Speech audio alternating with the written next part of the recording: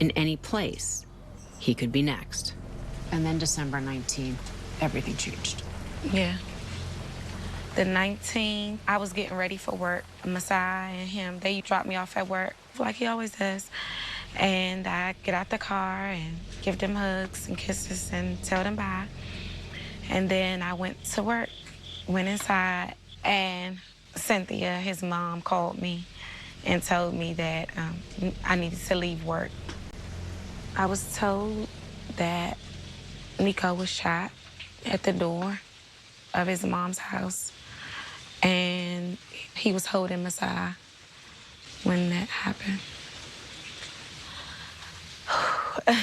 I just remember throwing the phone because I thought that Masai was dead too. Thank you.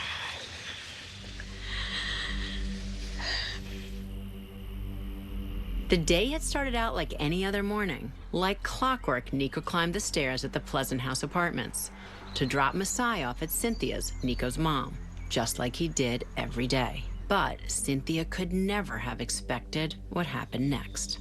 That morning, when I realized he wasn't here, well, I said, well, I'll just lay here until Nicoh come. So I must have dozed off. I don't know how long I dozed off for. And next thing I know, I heard this banging. And I jumped up.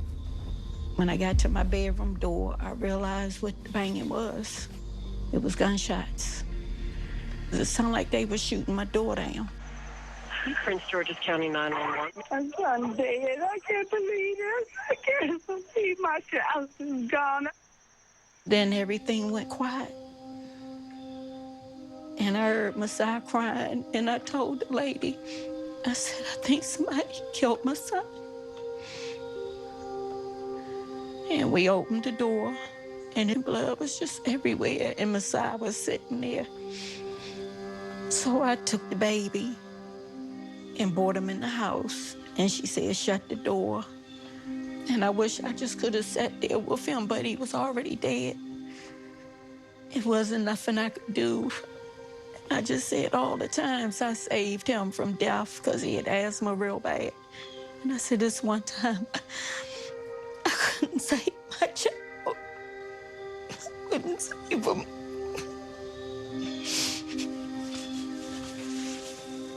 And Masai was shot in his arm. And the lady told me to wrap it. The 911 operator. Mm-hmm. So I got a clean washcloth out the linen closet and I wrapped his arm. And he just kept saying, Mama, Mama, but I wasn't no good to this baby. I just couldn't help this baby.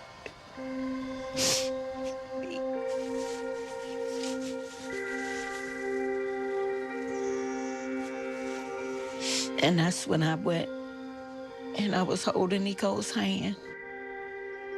And I reached down and I kissed him and I told him I loved him.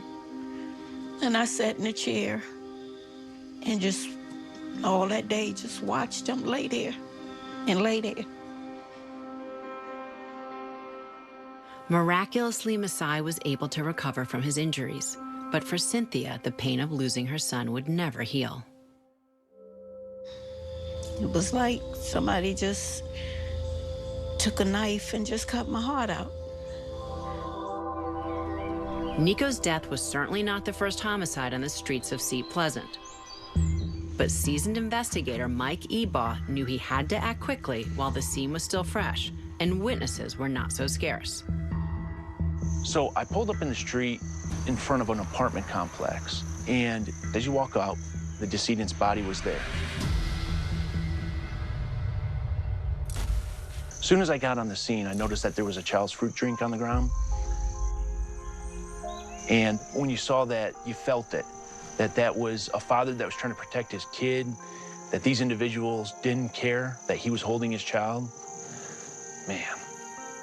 In this business, we have to look at it methodically, but we have those moments that flash through our minds that you often feel, you know, what it is that you're working on. Any forensics recovered at the scene?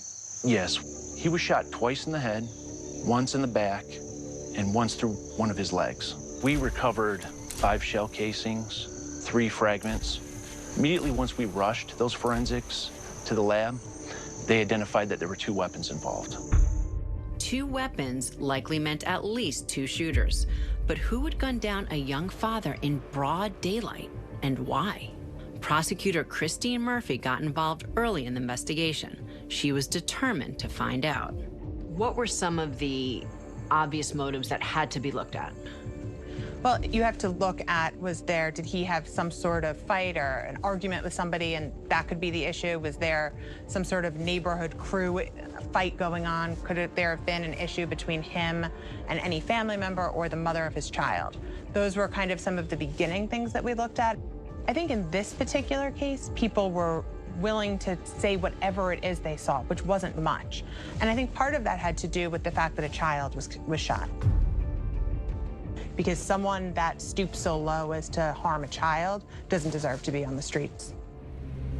The brazen daytime shooting shocked local residents, and several witnesses immediately contacted 911 to report what they saw. Prince George's County 911. I seen the dudes, man, it's 2 black guys, black 4-door sedans, tinted windows, long and tags. We tried to look at any witnesses that may have saw what happened or got a tag in the vehicle. Unfortunately, we came up empty.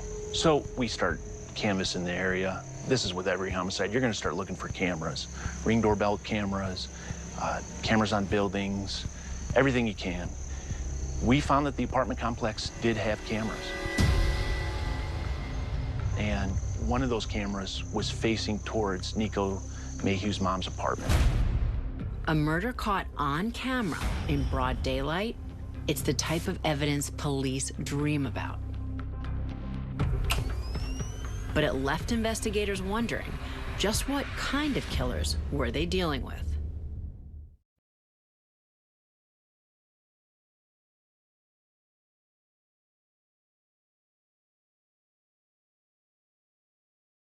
Looking at there. What you have here is the complex, one of the cameras that they had, and you are looking directly into the parking lot where Nicoh comes home with his son, Masai.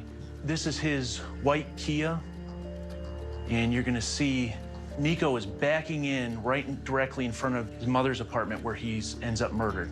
I mean, this is broad daylight. Broad daylight, 9 in the morning. Now, is that his son, the little guy that just walked? Yes, that is Masai walking up to his grandma's apartment. Nicoh's finishing up gathering his belongings, and then he's heading to his mom's apartment. Everything seems fine from his perspective at that point, based on everything we can see. And here these guys come.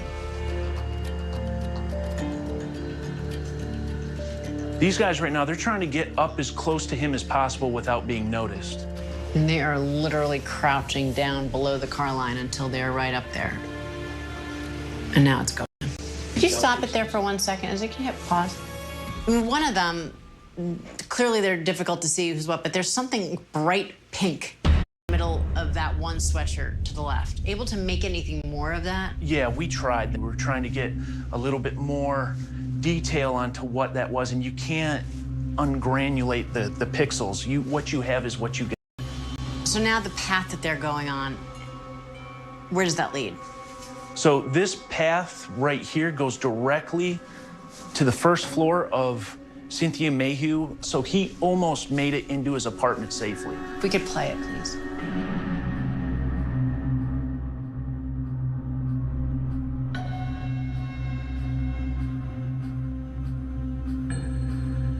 I mean, that is quick. That is literally 2, 3, 4 seconds tops. In, right back out. So you see him getting to the black BMW, what appears to be the passenger side of the vehicle, and then immediately takes off. That wasn't enough time for somebody to get in the driver's seat. That's clear. And so that was important to identify that we have 3 people involved in this murder. But the biggest clue was not what happened during the shooting. That car. What this tells me is that the individual had already done surveillance. They know when he's coming, when he's leaving, who his family members are, or else they wouldn't have touched her vehicle. Which means this wasn't a random murder. This was a calculated hit. Police put a out for the black sedan caught on camera. But it's a tip from fellow investigator Felipe Ordano that gives Detective Ebaugh his first big lead. It turns out that Nicoh knew more about the double homicide of his best friend, Sean Ellis, and Anthony McKelvin than he told his family. And his one in the front passenger seat, one in the rear passenger seat of the vehicle. 20, 25 years old at the time. We've located some surveillance footage, and I was able to identify an individual by the name of Nicoh Mayhew. He quickly became a person of interest on my case. Did you shoot and kill Sean? No, sir. Did you shoot and kill Anthony? No. Did you have anything to do with it? You understand what I'm saying to you?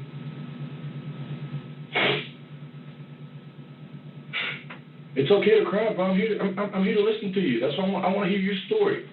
When I first got Nicoh in the interview room, I thought I had him dead in his tracks. I thought it was definitely the guy involved in my murder. It wasn't until we started talking, he started giving me more pieces, and I started learning more things about him. You been thinking, or what's going on? Yeah, I've been sitting there thinking I'm not about to get my life taken away from me on account of somebody else. I feared for my life. I just didn't know what to do at the moment. I just was completely lost. He told me he received a call from a guy that he knows really well, and the same person that tells him to go to a certain area. So he drives there, and he passes the silver Lexus. He says he pulls up to the driveway. At that time he hears a couple gunshots. And I'm like, what the are y'all doing? Did you see them shoot in the car? I heard the shots, and they were in the car. After that, he said he walks up to the vehicle to see what's going on. He recognizes that his best friend, Sean Ellis, was in the backseat of the vehicle, slumped over, so he freaked out. Nicoh was physically and visually broken down. He cried a lot during his interview. I started putting two and two together, and I just started believing the story. Nicoh, at that time, he was at the wrong place at the wrong time, obviously, and he was in a tough spot to be at because I don't think he would never participated in this thing whatsoever if he would have known they were going to either A, commit a murder, and two, commit a murder to two of his best friends. With conflicting emotions, Nicoh finally came clean about who pulled the trigger. So who said somebody else? Brian. Hmm? Brian who? Mayhew. Who? Mayhew. Mayhew. Okay. So he gave you a name. He did. His nephew, Brian Mayhew. Brian Mayhew wasn't just a relative. He lived with Nicoh and his family after Brian's parents passed away. But while Nicoh was becoming a responsible family man, Brian dedicated himself to a life of crime, building a long list of criminal charges, including multiple counts of violent assaults, armed robberies, and carjackings. So now he's gone from being a person of interest to really being the person who can tell you everything that went on that night. So how important was he to be for your double homicide case? Oh, I needed Nicoh. Without Nicoh, I didn't have a case. I definitely needed him to obtain the warrants. I needed him to testify in the case. Nicoh was very familiar with everybody that took place in the murder. He's from that neighborhood. He knows everybody in the neighborhood. His mother lives in the neighborhood. He knows I think Nicoh wanted to show his son that he was doing the right thing. I think he wanted his son to be proud of him. I can tell you feel bad about it and you're hurting about it. I mean, it's on your face. Yeah, you know what I'm saying? It's just... And what made you turn around and want to come off and clean it? What was bothering you? You've been sat here the whole time it was bothering you? I have a 6-month-old son. You know why your stomach's been bothering you? Yeah. He chose to cooperate Why do you think he did that? so he can be free for his son. He wanted to be a father, a hands-on father, and being in jail, you can't be a hands-on father. Now, when witnesses agree to cooperate with us or speak to us, some of them come in and, you know, nothing's going to stop them, and some are quite hesitant. Where would you put Nicoh in that group? Hesitant. Definitely a hesitant witness. And it was his nephew that he would have to be testifying against, that he'd have to give information against. So for Nicoh, I think there were a lot of competing emotions. They were related by blood. Sean and him were related by years of friendship. And for Nicoh, there was also, I think, a fear that this is his nephew, but it's his nephew that's perfectly willing to kill two people. I don't think Nicoh thought he was covering up Sean and Tony's murder. I don't think Nicoh thought he was covering up a murder. I think for Nicoh, the line was crossed when it was murder. I also think it was crossed for Nicoh because it was the murder of his friends.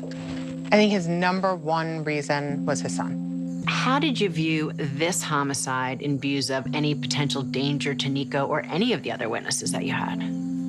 For Nicoh specifically, we always thought there was a risk for him. We offered to have him moved. For him, though, he had too many ties to the community for him to move. His mom lived there. His brothers lived there. His child was in that area, his child's mother. He had too many things that tied him to Seat Pleasant, and he did not want to leave the area. What did you know about Brian Mayhew? I knew he was dangerous. I didn't know much about him, but I knew that the only thing that led to Nicoh's death was him testifying in front of a grand jury. Could Brian Mayhew have killed his own uncle to silence him? I've tried murder cases before that relied on key witnesses, witnesses that were risking their lives to serve justice. And prosecutors take great lengths to protect them, not just to win a case, but because intimidating or even worse, eliminating a witness undermines the entire justice system. And make no mistake, testifying against a killer can be dangerous business, especially. Nicoh Mayhew was the key witness in the upcoming trial of his own nephew, Brian Mayhew, who was accused of a double murder in Seat Pleasant, Maryland. But after Nicoh was gunned down 2 months to the day before testifying, investigators believed his cooperation with the police might have gotten him killed. There's only one catch. He's in jail. Right, Brian Mayhew clearly wasn't the shooter, he was in jail. So it was a question of, could he have gotten somebody else to do it, and who was that person, or persons? It's not unheard of for an inmate to order a hit from jail. But luckily, every phone call is recorded, so investigators knew where to start. You're gonna start listening to their jail calls within the jail. You're gonna go into their jail cell. You're going to try and find some communication between them and the outside world that would help them facilitate this. Where did that lead you? We listened to the jail calls, and there was nothing there. Did it cross your mind ever that maybe that was the wrong path, that while everything seemed it would be him, maybe he wasn't involved at all? The motive was clearly there. You felt like you were on the right path, but you have to be open for anything, that this could be something else. But there was much more at stake than just finding evidence against Brian Mayhew. A roadblock in Nicoh's case also jeopardized getting justice for his best friends, Sean Ellis and Anthony McKelvin. You had two very serious things that had to be figured out quickly. I mean, on the one hand, Nicoh Mayhew, why was he killed, and did it have something to do with your case? But also, you still actually have this other double homicide case going on that one of your main witnesses is now no longer available to testify. Where did that leave your double murder case? Oh, our double murder case was in shambles with the murder of Nicoh. If we weren't able to prove that somebody involved in the double murder had ordered Nicoh's death. I think people... I went out and put up the Crime Solver posters, and one day I was coming out the store and somebody tapped me on my shoulder and told me that they knew who killed Nicoh. What names did you get? I got Anthony Cannon, Stanley Winston, and it was a couple others. So we find out Stanley Winston was locked up with Anthony Cannon. They were locked up for a bank robbery in Alexandria, Virginia, days after the homicide, and they had their cell phones. They had done search warrants on their residences. And so I want to get my hands on the cell phones. Where those numbers go? So we're running these numbers, figuring out who they come back to. And there was one particular number that stood out. And within Stanley Winston's cell phone was a number to the Prince George's County Jail. And that's when things got exciting. As soon as I get there, I get on my computer and plug in Stanley Winston's phone number around the date and time that this happened, and find out that he was talking to somebody by the last name of Moore. He was somebody that was locked up for a minor crime. But as soon as I listened to the jail calls, I knew who I was dealing with on the jail calls. Whose voice did you recognize? Brian Mayhew. Brian Mayhew was using Stanley Winston and Brian's girlfriend as old-fashioned telephone operators to set up conference calls with Anthony Cannon and other accomplices. The three-way call made it nearly impossible for police to trace. But prosecutor Sam Denai knew that this could be the evidence they needed to land an indictment. Jail calls are an invaluable resource for law enforcement. It gives you a brief glimpse when their guard is down. If you were to guesstimate, how many hours would you say that you have listened to of Brian Mayhew's and other people that are potentially involved, their calls, for this case? If I said less than 100 hours, I'd be lying. In listening to all those recorded hours, was there any natural starting place? Like, this is where we started to figure out we've got something here. The murder itself took place on December 19th, and once we were able to use that reverse lookup technique, we were able to then pull back and find phone calls from December 13th, December 16th, December 18th that slowly but surely built up to the murder itself. That's why I was telling you that time, 9, like around that time to like 11, that'd be a good time, you hear me? Here right now on this jail call, they're talking about the time. And they're talking about 9 to 11 would be a good time. What time was Nicoh Mayhew killed? A little bit before 10 o'clock in the morning. Man, yeah, you know what the white girl named Kia? When he talks about the white girl named Kia, what is he actually referring to? So Brian is along the information that Nicoh is seen driving a white Kia. So they now have an idea of the type of vehicle that he might pull up in. Mr. Jones, you say you got in the way? Hello? Yeah. That might be with him. And what about it? Nothing. Decipher that for me. So that joint with him, keep in mind that Nicoh wasn't the only victim in this case. He also had his child in his arms, and that child was shot as well.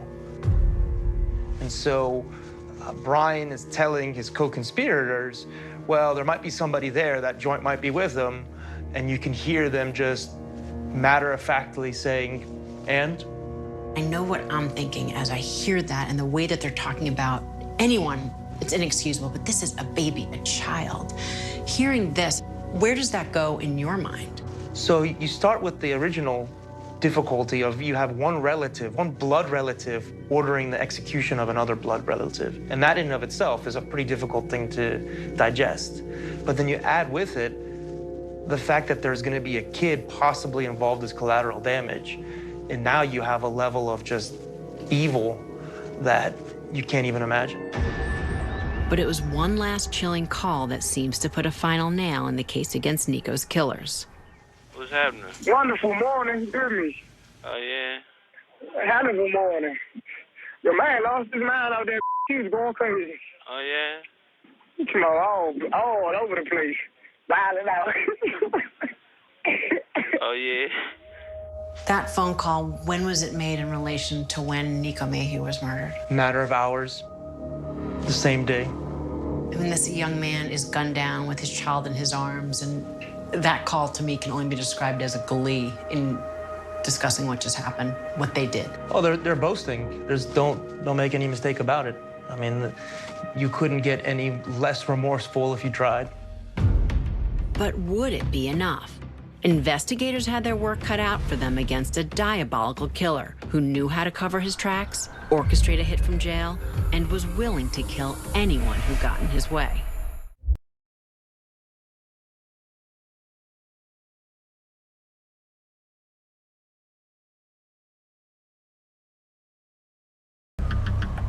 Recorded phone calls from jail implicated Brian Mayhew and his associates in a murder-for-hire scheme to stop Nicoh Mayhew from testifying against Brian in his trial for the double murder of Sean Ellis and Anthony McKelvin.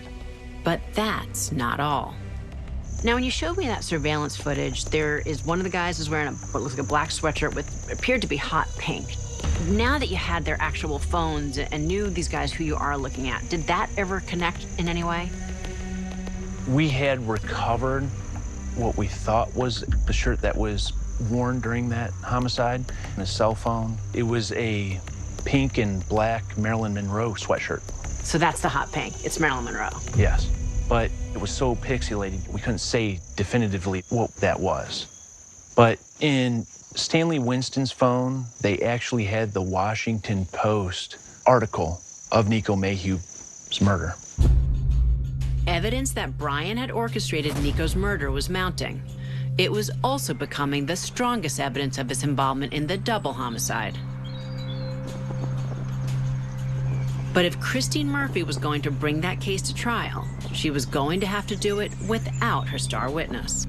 So that case went to trial against Brian Mayhew. During that trial, we did something that was very unique, and we used Nicoh Mayhew's words. His testimony from the grand jury, what he remembered from June, just days after the murder, the jury got to hear. Let's talk about that, because we know as prosecutors, it is very difficult and rare that we ever get to use someone's testimony without a person physically sitting there and testifying. Absolutely. It's the first time in my entire career that it had ever been done. And that's part of what our theory was in that case. If Brian Mayhew isn't behind this, why isn't Nicoh here testifying about everything? Nicoh was killed because of it.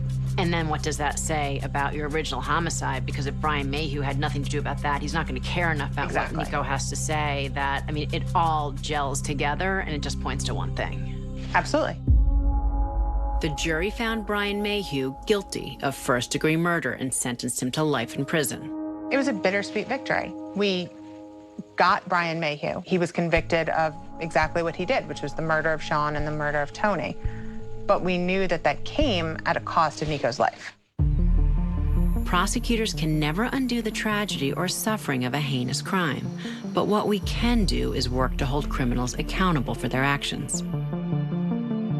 Even with Brian already serving a life sentence, prosecutors brought indictments for murder against him and his two associates, Stanley Winston and Anthony Cannon. Brian's girlfriend, who aided in the plot, pled guilty to lesser charges and agreed to testify against them. But with 3 defendants going to trial, the prosecution faced what looked like a mountainous challenge. Without a murder weapon or much forensic evidence, they would have to rely heavily on one thing: the recorded conversations between shooters and Brian Mayhew. I think the biggest piece of evidence that showed that these guys were truly behind the murder and truly the killers were the jail calls. The judge had made a ruling early on that the last jail call, the call where basically the confirmation that Nicoh has been murdered, The man lost his mind out going all over the place, was not admissible. He ruled that the conspiracy that they were in to kill Nicoh ended with Nicoh's murder. So any calls that happened after it were not going to be admissible. And it was a challenge to know we had this evidence and we couldn't use that last call. That last call, when taken with the others, to me, it just provided there was no question. It wasn't just beyond a reasonable doubt. That last call, to me, made it without doubt that these were the defendants and we couldn't use it. And you did get a surprise in this case at the end. We did. We tried the case and the jury came back hung. With a deadlocked jury, in July 2015, the judge declared the case a mistrial. The news hit Nicoh's loved ones the hardest. The first trial, what was it like for you sitting in the courtroom with the 3 men on trial for the murder of your son? It was hard because Anthony Cannon and Stanley Winston, mainly Anthony Cannon, just kept smirking. They just thought it was a joke. They just didn't care about anybody. And it was frustrating sitting there waiting.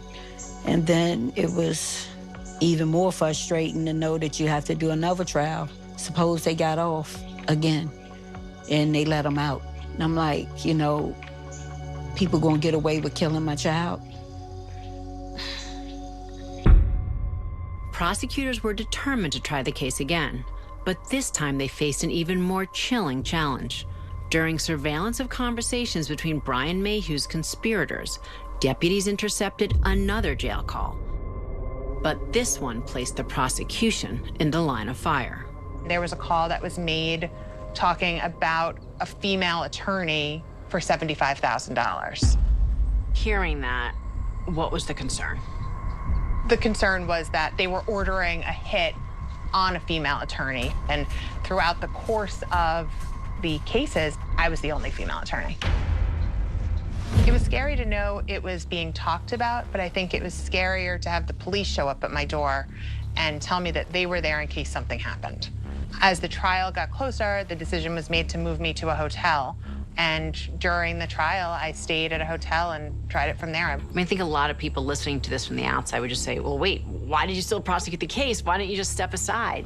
It was my case, and I wasn't going to let somebody intimidate me off of it.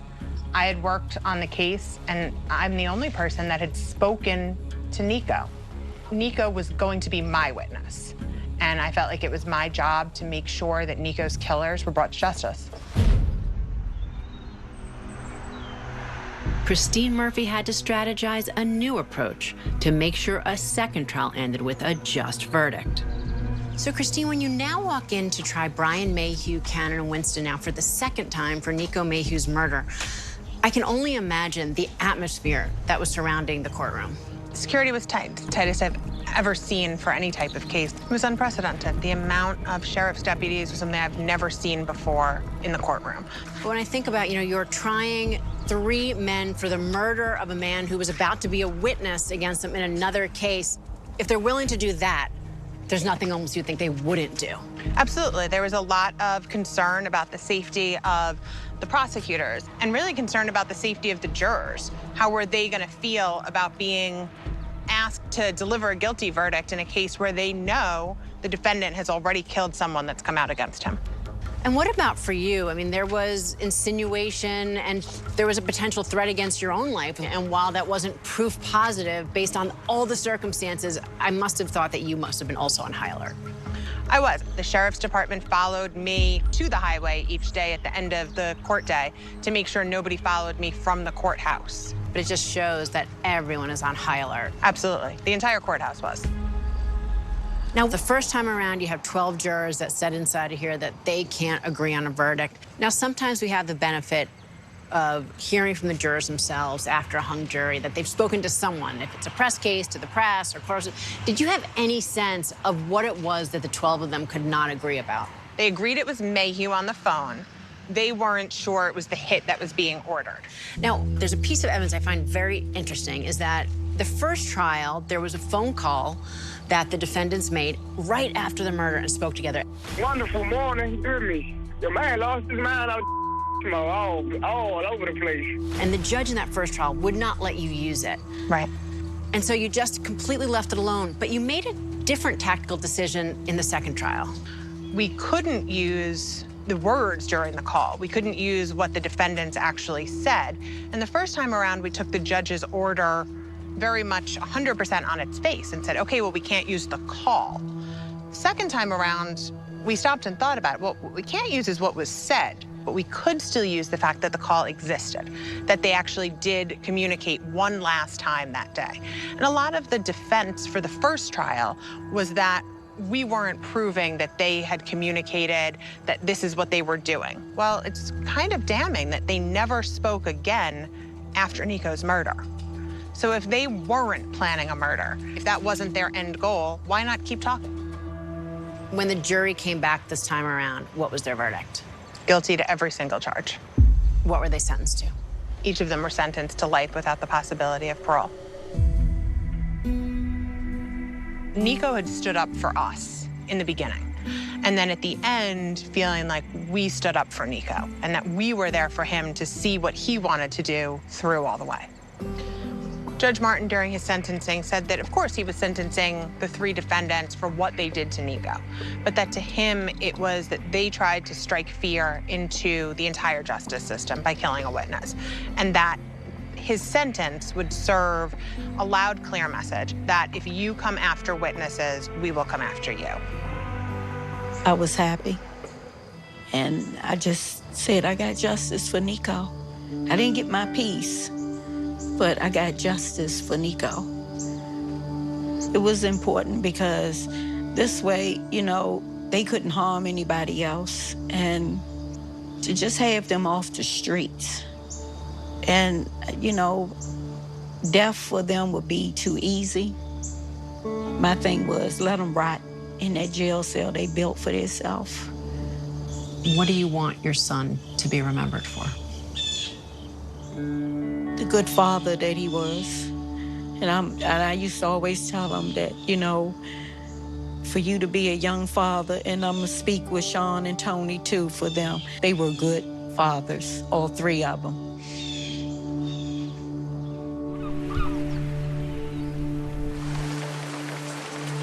The prosecutors, in this case, how would you describe the work that they did on Nico's case?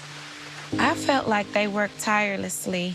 Detective Eba, he really worked hard. He was always there around the clock.